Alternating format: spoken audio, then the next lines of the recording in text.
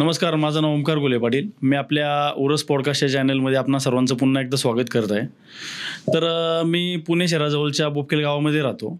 तर आमच्या गावामध्ये मला लहानपणापासून आठवतं आहे तेव्हापासून एक शीतळादेवी मातेचा फार मोठ्या प्रमाणात उत्सव होतो. तर एखाद्या पुणे शहरातील मानाच्या गणपतीला लाजवेल अशा प्रकारची सजावट, एवढ्या मोठ्या प्रमाणावर तिथे भव्य मंडप तसेच तिथे डेकोरेशन असतं. आमच्या परिसरातील महिला वर्गाची खूप मोठ्या प्रमाणावर श्रद्धा त्या देवीवर आहे. असं वाटलं की आपण या क्षेत्रात आहोत तर ही माहिती पूर्ण पुणे शहरातील तसेच आसपासच्या नागरिकांपर्यंत पूर्ण महाराष्ट्रभर पोहोचली पाहिजे, म्हणून आम्ही या पॉडकास्टचा अट्टाहास केला. तर आपल्या सोबत मंडळाचे ट्रस्टी, महाराष्ट्रातील प्रसिद्ध निवेदक संतोषजी गुले, तसेच आदर्श शिक्षक श्रीकांतजी गुले सर, ते आपल्याला मार्गदर्शन करतील. सर्वप्रथम तुमच्या पॉडकास्टचं मी फार मनापासून धन्यवाद देऊ इच्छितो. आम्ही सगळेच शीतळादेवी नवरात्र उत्सव आणि साई प्रतिष्ठानच्या माध्यमातून जो नवरात्रीचा जागर घातला जातो आणि तुम्ही गावचे सुपुत्र आहात, हो, तुम्हालाही या सगळ्या गोष्टीचा जवळून अनुभव आहे. हो. तर हा सोहळा आज एक अत्यंत दैदिप्यमान असा सोहळा झालेला आहे आणि हा तुम्ही लोकांपर्यंत पोहोचवण्यासाठीचे माध्यम ठरला, त्याबद्दल तुमच्या पॉडकास्टचे आणि व्यक्तिगत तुमचे आम्ही सगळेजण मनपूर्वक धन्यवाद व्यक्त करतो. तर सर्वप्रथम मला जाणून घ्यायला आवडेल की नवरात्र उत्सव का साजरा केला जातो व नवरात्र उत्सवाची वैशिष्ट्ये काय आहेत? आपण जर आपल्या हिंदू धर्मामध्ये बघितलं, सनातन धर्म जो आहे याच्यामध्ये काही परंपरा आहेत, रूढी आहेत, परंतु याच्या मागे खूप मोठी खोल अशी पार्श्वभूमी आहे. त्यात आपण मराठी महिने जर आपण पाहिले तर त्याच्यामध्ये प्रत्येक 4 महिन्यांच्या नंतर नवरात्री येतात. हो. आत्ताची जी नवरात्री असते, जी मोठ्या प्रमाणावरती भारतभर आपण साजरी करताना पाहतो, हो, ही नवरात्री शारदीय नवरात्री उत्सव. ओके. तर हा शारदीय नवरात्री उत्सव सबंध भारतभर. हो. आता आपल्याला काही वर्षांपूर्वीपर्यंत एक तर ते गुजरातमध्ये होतो कारण तिथं गरबा, दांडिया वगैरे असा सगळा प्रकार होतो हे माहीत होतं, आणि दुसरा बंगालमध्ये, हो, कारण बंगालची दुर्गा, आणि हा खरा दुर्गेचा उत्सव आहे. नवरात्री हा दुर्गेचा उत्सव आहे, थोडक्यात स्त्री शक्तीचा उत्सव आहे, आणि स्त्री शक्तीचा सन्मान सनातनमध्ये सर्वप्रथम केला गेला. स्त्री ही जगाची जननी आहे, ती माता आहे, आणि म्हणून आपल्या देशाला सुद्धा आपण जेव्हा बोलतो ते भारत माता म्हणतो. हो.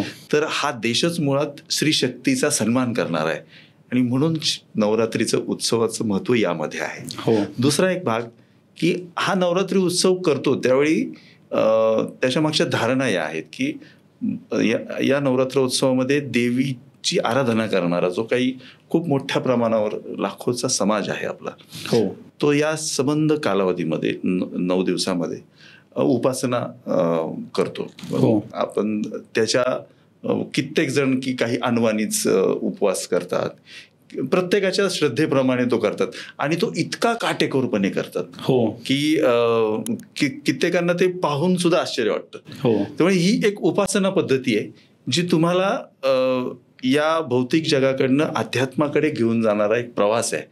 या 9 दिवसांमध्ये माणूस आतून बाहेरून बदलतो, हा कित्येकांचा अनुभव आहे. त्यासाठी नवरात्री. तर मातेच्या 9 रूपांची पूजा कशी केली जाते व त्याचं महत्व काय आहे?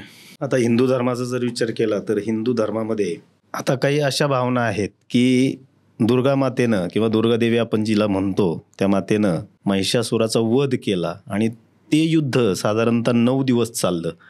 म्हणजे 9 रात्री ते युद्ध झालं. आता रात्रीच का, तर दिवसा मनुष्य किंवा जीवजंतू प्राणी जे सजीव आहेत ते दिवसाचे जागे असतात आणि रात्रीचे झोपतात.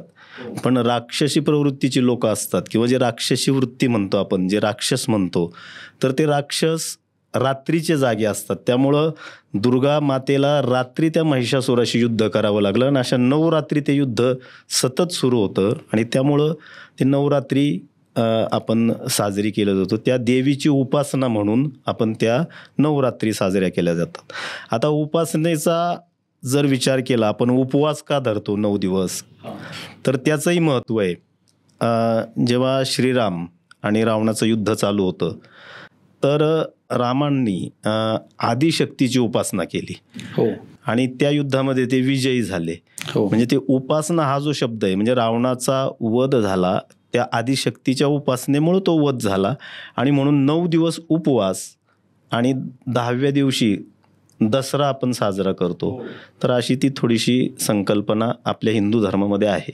आणि या ज्या 9 दिवसांचं जे महत्त्व आहे, आता श्रीकांत सरांनी याचा उल्लेख केला, तर ते 9 रूपांचे 9 अवतार आहेत. एका अर्थानं आपण पाहतो की प्रत्येक दिवसाचा एक नवीन अवतार, म्हणजे त्या पद्धतीने ते युद्ध झालेलं आहे. तर तो शेवटाकडे जेव्हा जातो तेव्हा तो शारदीय जेव्हा येतो तो सरस्वतीचा शेवटचे जे 3 दिवस आहेत, म्हणजे आपण जिला दुर्गाष्टमी म्हणतो, नवमी असते जिला आपण खंडे नवमी पण म्हणतो, तर ती एक, आणि एक विजयादशमी, तो विजयोत्सव साजरा होणे. तर हे 3 दिवसांना फार अधिक महत्व आहे. म्हणजे बहुतांशी आपल्या आता हे चतुर्शृंगी असेल किंवा आपली माळ जाते 7व्या दिवशी आपण जातो, कारण अष्टमीपासून ते 3 दिवस आपण तिथे हे करतो, कारण होम हवन हा सगळा पुढचा कार्यक्रमाचा आपला प्रकार तुम्हाला माहितीच आहे. पण सप्तमीला आपण तर या ज्या देवता आहेत, आता थोडासा विषांतर होईल, पण ही जे सप्तशृंगी आहे किंवा आपल्याकडच्या चतुर्शृंगी आहे, या स्त्री देवता किंवा आपण असं म्हणूयात स्त्री देवता ज्या आहेत, या नाथ संप्रदायाच्या देवी आहेत. ओके. हे कित्येकांना त्याच्यापासून म्हणजे थोडंसं अनभिज्ञ आहेत. या नाथ संप्रदायाच्या देवी आहेत. नाथ संप्रदाय हा स्त्रीला सुद्धा तितकंच महत्व देतो. म्हणजे त्यांच्यामध्ये सुद्धा जसे हे 9 नाथ आहेत, त्याच्यामध्ये ही परंपरा आदिनाथापासून आलेली आहे. आणि आदिनाथांचे सगळ्यात पहिलं जर शिष्य कोण असेल तर ती पार्वती माता आहे. ओके. इथून सुरुवात आहे, या नवरात्रीची सुरुवात खरं इथून. मग ते उमानाथ म्हणून त्यांना ओळखलं जातं. त्यांना पहिला नाथ, त्या स्त्री आहेत पण म्हणून त्यांना उमानाथ म्हणून ओळखलं जातं. तर नाथ संप्रदायाला सुद्धा या देवीची आराधना, शाक्त पंथ म्हणतो ना आपण, हा याचाच एक उपप्रकार आहे. मी त्याच्यामध्ये वेगवेगळ्या विधी वगैरे हा सगळा प्रकार येतो. या 9 रात्रींमध्ये तिची वेगवेगळ्या प्रकारे आराधना केली जाते, जेणेकरून तिचा आपल्यावरती वरदहस्त राहावा. तर आपण नवरात्रोत्सव साजरा करण्याचा निर्णय का घेतला किंवा याची सुरुवात कुठून झाली? त्याचा एक खूप रंजक किस्सा आहे. आम्ही त्या काळामध्ये विद्यार्थी विकास समिती, तुम्ही लहान असताना तुम्ही पाहिलंय की आपल्या गावातल्या विद्यार्थ्यांना, गाव खेडेगाव होतं त्या काळी, आणि ही 38 वर्षापूर्वींची घटना आहे. बरोबर. हा, तर त्या काळी गावातल्या मुलांना शिक्षणासाठी बाहेर जावं लागे. 7वी पर्यंतचे वर्ग इथे असायचे जिल्हा परिषदेचे, पण मुलांना शिकवणी हा प्रकार त्या काळामध्ये नव्यानं जरा रुजू झालेला होता. आणि मग शिकवणीसाठी पैसे देण्याची सुद्धा त्या काळातल्या मुलांच्याकडे परिस्थिती नसायची. आता हे आमच्यापेक्षा मोठे होते. आमच्या सर्वांमध्ये आम्हाला मार्गदर्शन करणारे ॲडव्होकेट बबनराव घुले पाटील, तर यांनी या सगळ्या शिक्षित तरुणांना एकत्रित केलेलं होतं.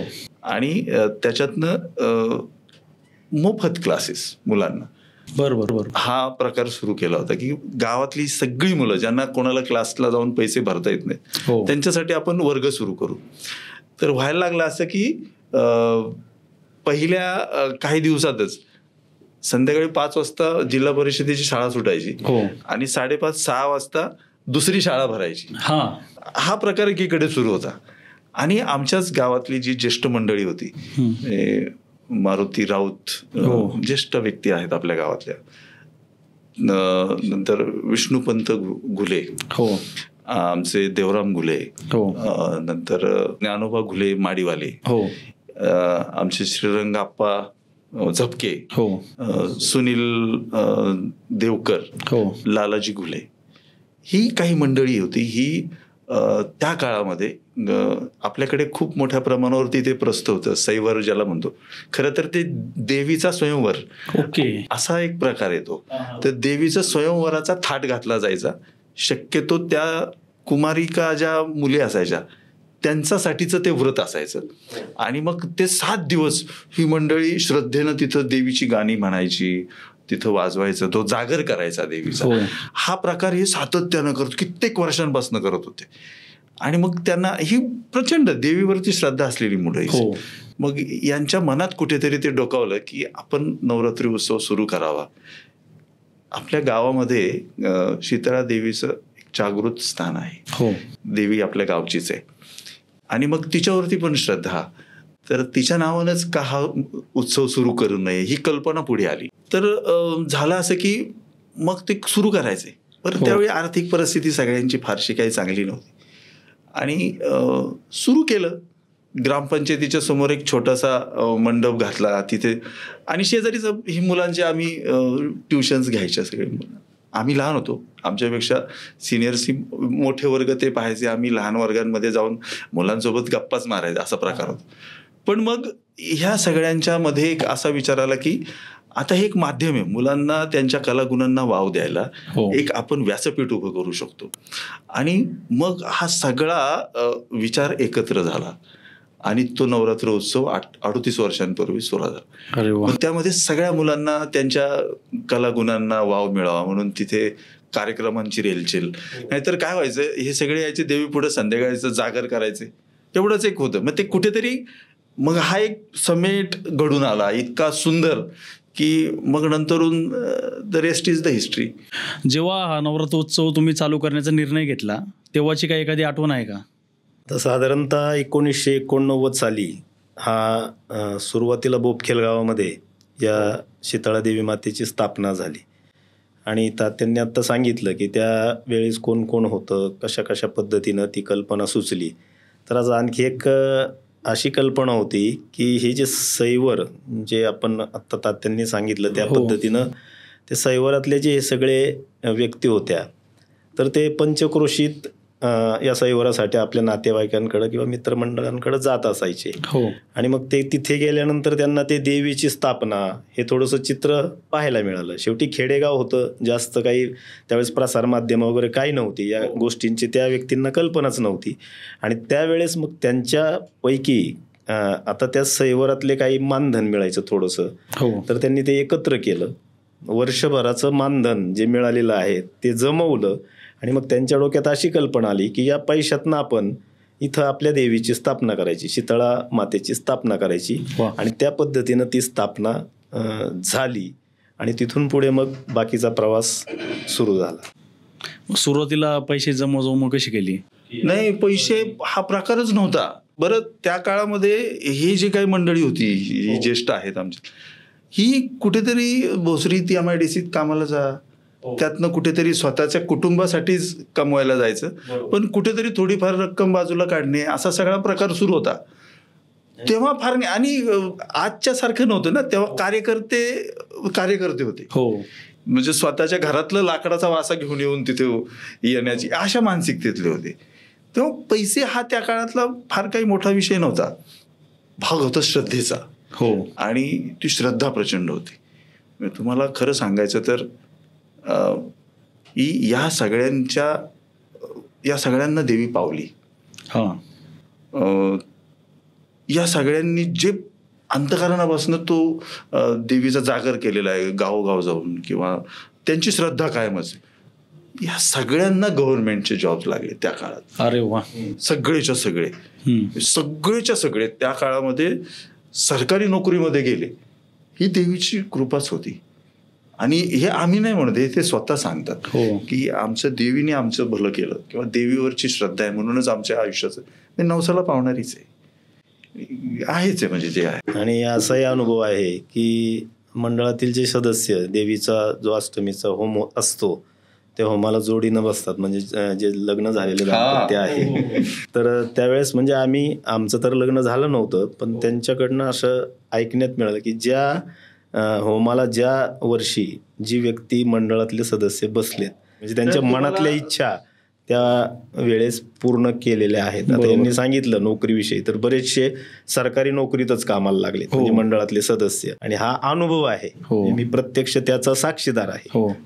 मला तेच विचारायचं होतं की आपल्या शीतळादेवी मातेला नवसाला पावणारी देवी का म्हटलं जातं? तुम्हाला काही उदाहरणं सांगतो की जो आम्ही त्या नवरात्रीच्या 9 दिवसामध्ये अनुभवतो. आपला भाग हा मेट्रोपॉलिटन आहे.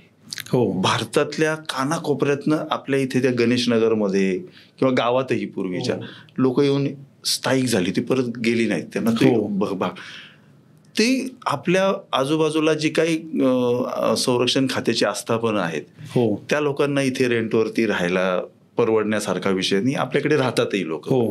आता काही लोकांनी स्वतःची घरं. पण त्या काळामध्ये जेव्हा हे नवरात्र उत्सव, ती लोक म्हणजे त्यांनी काही भावना व्यक्त केल्या असतील देवीपुढे, त्यांच्या त्या पूर्ण झाल्या. हो. तुम्हाला म्हणजे मला काही लोक अशी भेटली की उत्तराखंडमध्ये राहणारा माणूस, अरे हो, तो इथे नोकरीच्या निमित्तानं संरक्षण खात्यामध्ये इथे काही दिवस काम करताना इथे तो राहिला. हो. मग तो देवीच्या उत्सवाला येऊन काय देवी पुढे, प्रत्येकाचे फॅमिली प्रॉब्लेम्स असू शकतात, तर तो त्याला ती पावली देवी. हो. तो उत्तराखंडमधून दरवर्षी तो एक दिवस का असे ना येऊन देवीच्या पाया पडून जातो. वा. म्हणजे याच्यापेक्षा आणखी आपण म्हणजे तो उत्तराखंड कुठे, हे खरं तर तसं बघायला गेलं तर देवीचा उत्सव तिकडं जोरात होतो आपल्यापेक्षा. पण हे आहे, अशी खूप उदाहरणं आहेत. भारतभरातनं लोक आलेली आहेत. आणि तुम्ही आपल्याकडे हा सगळा महिलांसाठीचाच कार्यक्रम असतो. 9 दिवसांमध्ये आपण जास्तीत जास्त स्त्री शक्तीलाच प्राधान्य देतो. तर तुम्ही पाहिलंय की आपल्याकडे तो कुंकुमाभिषेकाचा कार्यक्रम आहे, हो, किंवा महाआरतीचा कार्यक्रम असतो. 2,500 ते 3,000 महिला एका वेळी तो कुंकुमाभिषेक करतात किंवा महाआरतीचं आयोजन असतं. तुम्ही स्वतः ते याची देही याची डोळा पाहणारी आहात, त्यामुळे आम्ही वेगळं सांगायची आवश्यकता नाही. पण तो जो काही प्रकार आहे तो भारतभरातल्या कानाकोपऱ्यातनं आलेल्या महिला तिथं असतात. हो. तो केवळ श्रद्धेचा भाग त्यांच्यावरती असलेला, म्हणजे त्यांना कुठे ना कुठेतरी तो अनुभव आलेला आहे. आणि मग आमच्या पाहुणे रावळ्यांमध्ये सुद्धा हा प्रकार आहे की त्या लोकांना कुठेतरी ती पावली देवी, कुणाला नोकरी लागली आहे, कुणाच्या मुलांचं लग्न ठरलेलं, मुलीचं लग्न ठरलेलं आहे, ते जावयाला घेऊन येतात दर्शनाला. हो. या सगळ्या गोष्टी आहेत. आणखी एक उदाहरण, आता एक 2-3 वर्षापूर्वीचीच घटना आहे. म्हणजे आपण नवसाला पावणारी देवी का म्हणतो किंवा आपण का तिच्यावर अशी श्रद्धा ठेवतो की ही नवसाला पावते, तर आम्ही सांस्कृतिक कार्यक्रम असतात आपल्या गावामध्ये. त्यामध्ये मुंबईचा एक कार्यक्रम आहे, उदय साटम दिग्दर्शित असा तो कार्यक्रम आहे. हो. महाराष्ट्राच्या लोककलेला साजेसा असा कार्यक्रम. हो. आणि त्या कार्यक्रमामध्ये एक कलाकार आहे. तर तो पहिल्या वर्षी आपल्याकडे ज्यावेळेस आपण तो कार्यक्रम आयोजित केला त्यावेळेस तो इथे आला होता. हो. आणि बरीच वर्ष त्याचं लग्न ठरत नव्हतं. ओके. हां. तर त्या वर्षी त्यानं त्या देवीला मागणं केलं की मी पुढच्या वर्षी मला जोडीनं यायची इथं, म्हणजे तुझ्याकडनं अपेक्षा आहे की मी पुढच्या वर्षी जोडीने तुझ्या दर्शनाला इथं येईल. हो. आणि ते तसंच घडलं. दुसऱ्या वर्षी ती व्यक्ती आली, तो कलाकारच होता त्या ग्रुपमधला.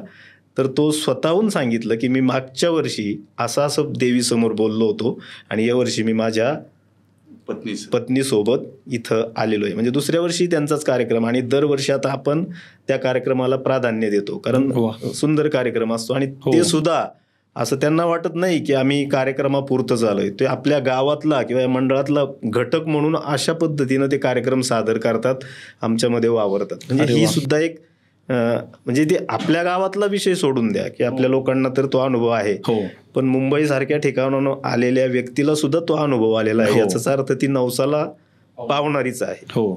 तर बाकी ठिकाणी आपण पाहिलं तर या 9 दिवसांमध्ये एक देवीची स्थापना केली जाते आणि मुख्यतः गरब्याचा कार्यक्रम असतो, दांडियाचा. बाकी ठिकाणी तर आपल्या इथे ते पाहायला मिळत नाही. तर आपल्या इथे अशा कोणत्या वैशिष्ट्यपूर्ण कार्यक्रमांचे आयोजन केले जाते? आपण हे जे 9 दिवस आहेत या 9 दिवसांचं नियोजन करतो. हां. आणि यामध्ये आबालवृद्धांपर्यंत, आबालवृद्धांमध्ये अगदी लहानातल्या लहान मुलांपासून ते ज्येष्ठातला ज्येष्ठ या कुठल्या ना कुठल्या कारणाने या सोहळ्याचा भाग होईल, या पद्धतीचं ते नियोजन असतं.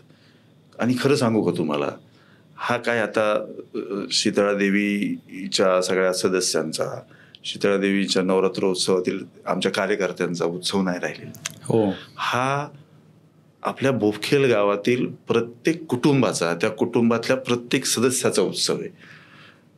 म्हणजे जर आरती संध्याकाळची ठरलेली असते 7 वाजताची, त्या आरतीला उपस्थित राहता यावं म्हणून धावत पळत लोक गर्दी करत असतात. 7 वाजताच्या आरतीला जवळपास 2,500 ते 3,000 लोक त्या आरतीला उपस्थित असतात. आणि हा अनुभव घेतात लोक की गर्दी एवढी असते की, तर ती श्रद्धेचा भाग आहे, कारण त्यांना वाटतं की हा माझा उत्सव आहे.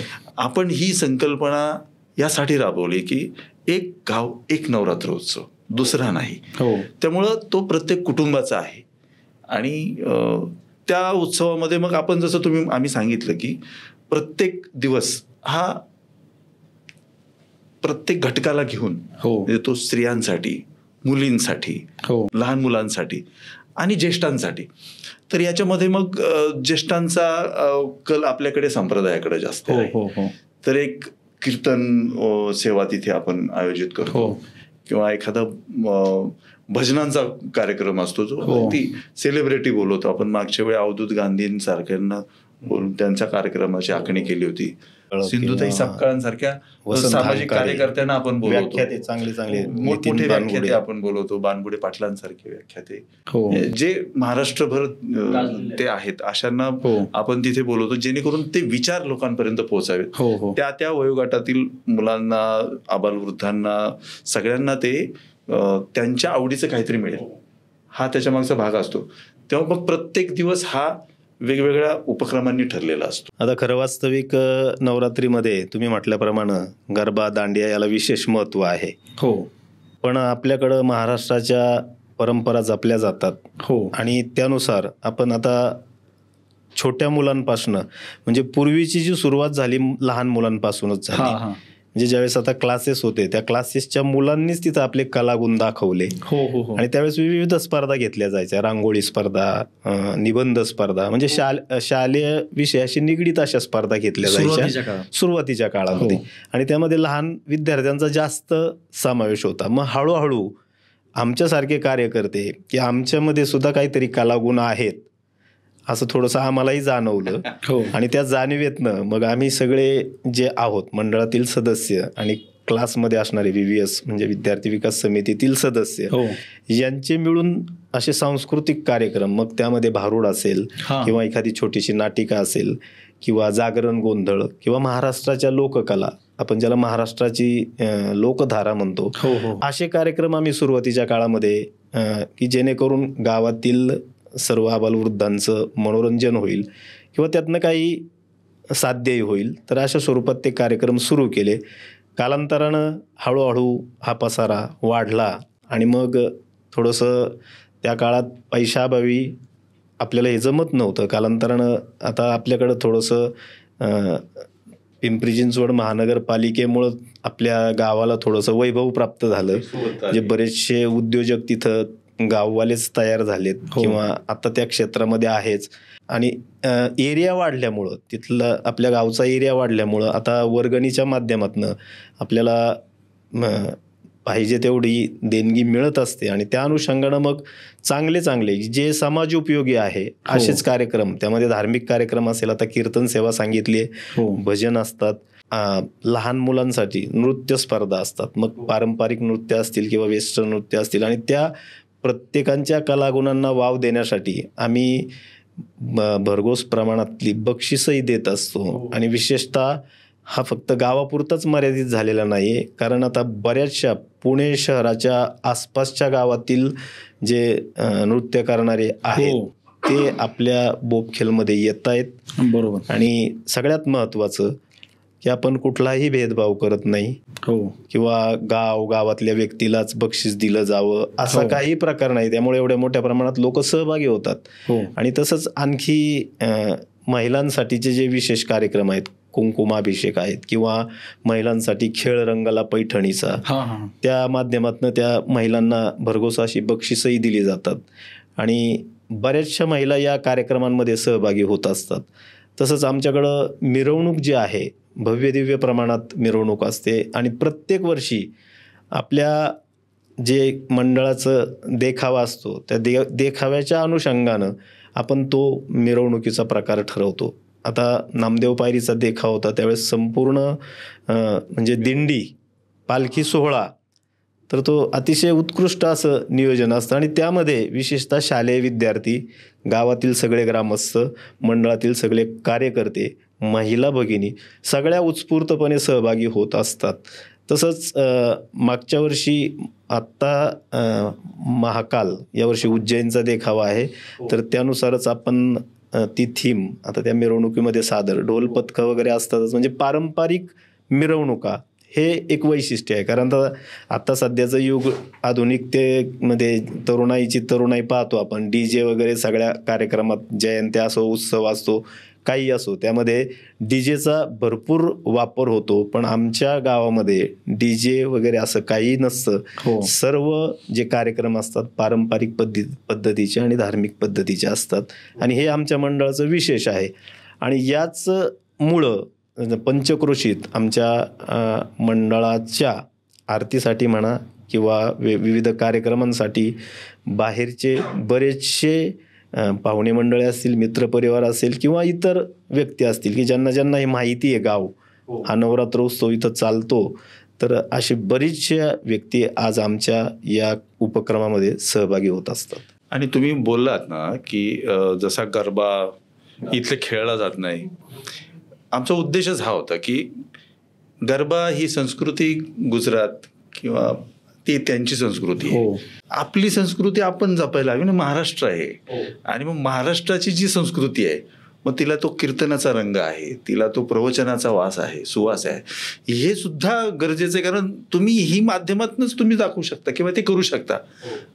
महाराष्ट्राची संस्कृती, महाराष्ट्राच्या लोककला ह्या लोकांपर्यंत पोहोचाव्यात, त्याची त्यांना सतत ओळख राहावी, यासाठीचं नियोजन असतं. तुम्ही जे बोललात ते अगदी बरोबर आहे की असं असताना आता नवरात्राचे उत्सव तुम्ही शहरामध्ये पाहतो की ते आयोजन करतात गरबा दांड्याचं आणि मग तिथे बक्षीस रेलचेल असते. आपल्याकडे हा प्रकार नाही होत. आम्ही निव्वळ संस्कृतीचं जतन व्हावं, तिला पुढे घेऊन जाता यावं, महाराष्ट्राच्या लोककला ह्या जास्तीत जास्त लोकांपर्यंत पोहोचाव्यात, हा मेसेज घेऊन हा उत्सव करत असतो. आणि गरबा किंवा दांडिया हा जो प्रकार आहे, आपण जे काही बरेचशा व्यक्ती आपल्या गावामध्ये गुजरात म्हणा किंवा बंगालीकडच्या तिकडच्या व्यक्ती आहेत किंवा आपल्या गावातही बरेचशा विद्यार्थ्यांना त्याची आवड असते, शालेय विद्यार्थी असतील किंवा तरुण मुलं मुली त्याची आवड असते, तर आपण त्यालाही म्हणजे पूर्ण फाटा दिलेला नाहीये. ज्यांची इच्छा असेल तर आपण रात्री थोडंफार बाबा तो आनंदोत्सव आहे. पण हे कशासाठी सरांनी सांगितलं की हा गरबा कशासाठी, तर गरब्याचा जो मूळ मतितार्थ आहे तर तो नृत्यातून देवाची आराधना करणे, हा खरा अर्थ आहे. आणि तो तिथे केला जातो. गुजरातमध्ये म्हणा, राजस्थानमध्ये म्हणा, तो नृत्य खाली तुम्ही म्हणजे बंगालचा विषय, आपल्याकडचा कुंकुमाभिषेक ही संकल्पनाच मुळात बंगाली माणसाने आम्हाला दिली. तर आता आपला कुंकुमाभिषेकचा विषय झाला, तर कुंकुमाभिषेकची सुरुवात कुठून झाली व हे का केलं जातं? कुंकुमाभिषेकाची सुरुवातच मुळात आम्हाला तिथे श्रद्धेनं आलेला एक बंगाली कुटुंबाने दिली की त्यांच्याकडे सिंदूर खेला हा प्रकार असतो. अच्छा. की देवीच्या पुढे तो सिंदूर खेळा, मग ते अगदी गालाला म्हणजे प्रत्येक सुवासिनी जी असते ती सुवासिनी दुसरीला तुझं कुंकू आबादित राहू दे, तुझा कुटुंबाचा रक्षण करतात तो आबादित राहू दे म्हणून तो तिथं सिंदूर खेळा केला जातो. हा प्रचलित सगळ्यांना माहिती असेल. मग हाच प्रकार मराठीमध्ये का नको व्हायला? त्या प्रत्येक महिलेला तिच्या कुंकवाचं रक्षण म्हणून तो कुंकुमाभिषेक. मग तिथे मंत्रोच्चार होतात. आता तुम्ही सांगतील ते मंत्रोच्चारामध्ये त्या महिलांना हे केलं, नंतरून तो एकमेकीला ते कुंकू, तो तुम्ही फार सुंदर कार्यक्रम खरं तर. आणि आपण त्याचं एका अर्थानं म्हणा की ते मराठी व्हर्जन आहे. आपण कुंकुमाभिषेक हा इतर ठिकाणी कुठे होत असेल नसेल माहित नाही, पण ती संकल्पना त्यातनं आली ज्यांना, आणि तो आपल्याकडे फार मोठ्या प्रमाणावर होतो. आता कदाचित हे प्रस्त वाढेल. म्हणजे आपल्या पिंपरी चिंचवड शहरात तर नक्कीच गेलंय ते काही ठिकाणी. मध्यंतरी आपल्या जी मंडळाची आरती आहे ती खूप महाराष्ट्रभर व्हायरल झाली होती. तर याचं वैशिष्ट्य काय, याची रचना कोणी केली व याचे बोल किंवा याचं जे संगीत, असं खूप रेअरली पाहायला मिळतं की आरतीवर बायकांच्या अंगात येतं, मात्र ते पाहायला मिळतं. तर या आरतीचं वैशिष्ट्य काय आहे? तर मंडळातीलच सदस्य लालाजी तुकाराम घुले हे यांनीच ती आरती लिहिलेली आहेत आणि म्हणण्याचा मानही त्यांचाच आहे. म्हणजे जेव्हापासनं नवरात्री सुरू झाली तेव्हापासनं त्याच व्यक्तीकडं म्हणजे आरती म्हणण्याचा मान आहे. मान म्हणण्यापेक्षा त्यांना, आणि ते त्यांचा जो आवाज आहे त्या आवाजात गोडवा आहे. आरती सलग एवढा वेळ म्हणणं, आता आपण चित्रपट गीतं वगैरे पाहतो तर ती एडिट केली जातात, 2-2 ओळी 2-2 ओळी. तर इथं एकदा आरती सुरू झाली की त्या आरतीचा शेवट होईपर्यंत थांबणे नाही, म्हणजे इथं एडिटिंगचा विषयच नाही. आणि त्यांची तेवढी म्हणजे क्षमता आहे हो की आता खरं वास्तविक आम्ही त्यांच्या मागोमाग फक्त कोरस म्हणून काम पाहतो, पण आम्हालाही 1-2 कडवी झाली तर आमच्याही घशाला कोरड पडते. पण ते निरंतर शेवटपर्यंत त्यांच्या आवाजात सुद्धा फरक पडत नाही, म्हणजे स्टार्ट टू एंड एवढा गोड आणि सुरेल असा त्यांचा आवाज आहे. आणि त्या आवाजामुळं आणि जे वादक आहेत, आमच्याच मंडळातील सदस्य आहेत, हो. सगळे मंडळातीलच सदस्य आहेत. हो संजय पार्टे असतील किंवा निखिल घुले, हे सगळे छोटे छोटे काही बालकही त्यात सामील असतात. तर यांच्या वादनाची तेवढीच गोडी, त्या आरतीची जोड आहे ती. आणि त्या दोन्हींचा जो संगम आहे तो खरं वास्तविक सगळ्या भाविकांना भावतो. आणि विशेष म्हणजे आरती ही गावातील प्रत्येकाच्या मुखात आहे. आरती सुरू झाली की लहान 5 वर्षाच्या मुलापासनं वयस्कर व्यक्तीपर्यंत ती आरती त्यांची पाठ झालेली आहे, तोंडपाठ. म्हणजे एवढी ती आरती आपल्या या नवरात्रीमध्ये म्हणजे प्रसिद्ध झालेली आहे. आणि आणखी एक आता आम्ही मागे ती यूट्यूबला टाकली होती आरती. हो आणि मी स्वतः शाळेत अशीच ते ऐकत होतो आणि आमच्या शिक्षक सहकारी जे होते, शिपाई वगैरे, ते ऐकली. म्हटले काय सर हे? म्हटलं काही नाही, आमच्या गावातल्या देवीची आरती आहे. म्हटले गावातल्या देवीची आरती पाहू. आणि ती आरती पाहिल्यानंतर प्रत्येकानं ती आम्हाला सेंड करा. आणि आता तीच आरती खेड तालुक्यामध्ये ज्यांनी म्हणजे आमचे जे सहकारी होते त्यांच्याकडं नवरात्र असतो, ती आरती, आपली आरती रेकॉर्डिंग लावून तिथं आरती केली जाते. म्हणजे इथपर्यंत त्या आरतीचं आता महात्म्यच म्हणायला पाहिजे की आपला ठीक आहे बाबा, आपल्या तालुक्यापुरती नाही तर इतर तालुक्यांमध्ये सुद्धा आता ही आरती पोहोचलेली आहे. आणि यूट्यूबच्या माध्यमातून तर सर्वत्रच गेलेली आहे. आता गाडीमध्ये, आता परवाचाच एक अनुभव आहे, गाडीत बसल्यानंतर मी गाडी चालवताना सुद्धा आरती लावतो अशा म्हणणाऱ्या सुद्धा व्यक्ती गावातल्या बऱ्याचशा आहेत की मला ती आरती ऐकावीशी वाटते. शाळेतील काही शिक्षक आहेत मराठी शाळेतील, ते मुख्याध्यापक आहेत आपल्या शाळेतले, कराड सर, ते मला परवाच म्हटले, सर मला ती आरती इतकी आवडते, मी गाडीत बसलो की मला आरती लावूनच मी ती गाडी चालवतो. म्हणजे इतका प्रभाव त्या आरतीचा सर्व आपल्या गावातील किंवा इतर व्यक्तींवर पडल्याचं पाहायला मिळतं. आणि त्याची संकल्पना आमच्याच मंडळातील सदस्यांची आहे. मी सांगितलं, लाला घुले असतील, श्री हरिअप्पा झपके असतील, ज्ञानेश्वर घुले ज्यांना आम्ही माऊली म्हणतो, तर ह्या सगळ्यांच्या विचारातनं ती आरती तयार झाली आणि तेच त्याचे प्रवर्तक म्हणू. हे जे लालाजी तुकाराम घुले जे आहेत, हे मुळातच त्यांना देवीची गाणी लिहिण्याचा छंद. ते स्वतः गीतकार. त्यांनी ही आरती लिहिलीच आहे, पण त्याही बरोबर शेकडोंनी देवीची गीतं लिहिलेली आहेत. त्यांना तो छंद आहे आणि ते आजही लिहितात. म्हणजे एक कलाकारच आहे, म्हणजे ते गीतकार त्यांच्यामध्ये दडलेला आहे. कदाचित त्यांना तो कळत नाही की तो मी गीतकार आहे म्हणून, ते असं कधी म्हणणार नाहीत, पण त्यांच्यामध्ये तो गीतकार आहे. आणि त्यांचा आवाज फार सुंदर आहे. म्हणजे वरच्या पट्टीतली जो महाराष्ट्रामध्ये काही मोजके गायक आहेत, तुम्ही प्रल्हाद शिंदे किंवा आनंद शिंदे वगैरे ही जी लोक आहेत ना, त्या पट्टीतला आवाज येतो आणि तो नॅचरल किंवा नैसर्गिक आहे त्यांच्यामध्ये. हा आवाज कायमस्वरूपी आपल्यामध्ये राहिला पाहिजे, हे आमच्या ते तरुण सहकाऱ्यांना वाटलं. आणि त्यांनी म्हटले की ही आरती आपण रेकॉर्ड करून ठेवू. मग तुम्हाला लोकगीतांमधलेच एक प्रसिद्ध नाव तुम्हाला माहिती, चंदन कांबळे, त्यांचा पुतण्या प्रसाद कांबळे, यांच्याकडे आपण ते घेऊन गेलो. त्याचं जे संगीत संयोजन आहे ते प्रसाद कांबळेचं आहे. आणि म्हणजे जो बाज त्यांच्या बाकी गीतांना आहे तो बाज आपल्या गीताला आहे. अर्थात याचं म्युझिक जे आहे, म्युझिक हे स्वतः आमच्या लालाजींचंच आहे. त्याची जी काही चाल आहे, चाल त्यांचीच आहे, फक्त संगीत संयोजन प्रसाद कांबळेंचं आहे. आणि ते आज जसं सरांनी सांगितलं महाराष्ट्रभर ते जात आहे. अगदी आता यांनी सांगितलं तसं मी सांगतो, माझे काही विदर्भातले मित्र आहेत, तिकडे पण शीतळा देवी आहे, तर ते त्यांच्या पुढे आरतीला वाजवतात. ते म्हणजे शीतळा देवी जसं आपल्या इथे आहे तसे तिकडे पण विदर्भात पण त्यांच्या परिसरामध्ये शीतळा देवी. त्यामुळे शीतळा देवीचं बघू बरं, तर त्यांच्याकडे सुद्धा नवरात्रामध्ये शीतळादेवी पुढे ती आरती वाजते. हो आणि आपल्या शेजारचं गाव आहे दापोडी. हो तर तिथले माजी नगरसेवक आहेत राजेंद्र काटे. हो त्यांच्या शेतामध्येच पूर्वी शीतळादेवीचं मंदिर होतं आणि आता त्यांनी फार भव्य व्यवस्थित बांधलेलं आहे. हो तो नवरात्रीचा उत्सव असतो त्यावेळी सुद्धा आरतीला आपली आरती लागते तिथे. ओके. म्हणजे ही जी आपली जी आरती आहे ती आरती त्यांची इथं आरतीच्या वेळी वाजते. म्हणजे तो आता ती लोकांच्यासाठी झाली आहे. अगदी असं आहे. तर तुम्ही खरंच पुणे किंवा पुण्याजवळच्या भागात राहत असाल तर शिवाजीनगरपासून अगदी 7 ते 8 किलोमीटरवर हा नवरात्रोत्सव केला जातो. तसेच या नवसाला पावणाऱ्या देवीची आराधना केली जाते. तर तुम्ही नक्कीच याला भेट द्या.